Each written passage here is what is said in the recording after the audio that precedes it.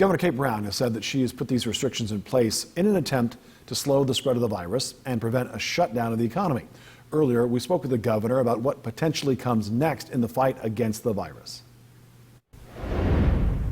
Governor Brown, when you first instituted the increased restrictions back around the 4th of July weekend, you were concerned about people going out there and perhaps spreading the virus. Are you seeing expected increases as a result of that holiday weekend, or have the numbers not gone as high as you were feared they might?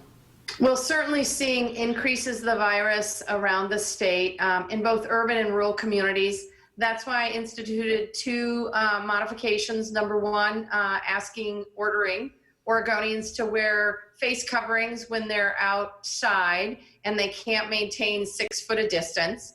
And the other thing is, we know that a huge portion of the new cases we're seeing are coming from informal get-togethers, social gatherings.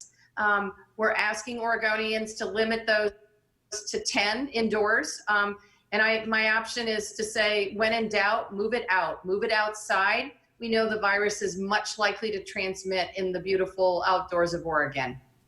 So as you look forward, what sort of red flags will you be looking for, or what kind of green lights will you be looking for, whether or not we'll need more or fewer restrictions? That's a really great question. Assuming we can start to level off the number of infections across the state, hopefully I won't need to take any further restrictive actions. Unfortunately, if things keep going up like we're seeing in terms of increased infections across the state, we'll be taking a look at businesses. We're working and meeting with a number of sectors in the business community to institute additional safety precautions.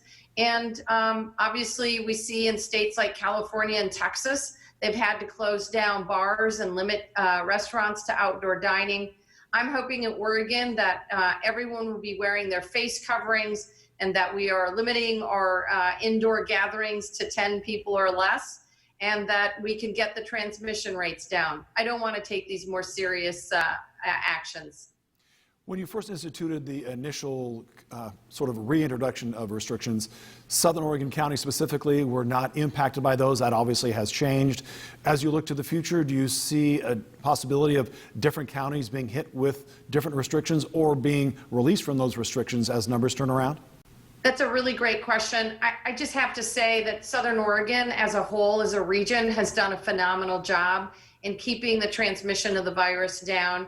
I know that Oregonians, both young and old, have made tremendous sacrifices to prevent the transmission of the virus, particularly in Southern Oregon, to your neighbors, to your community members, to your family members.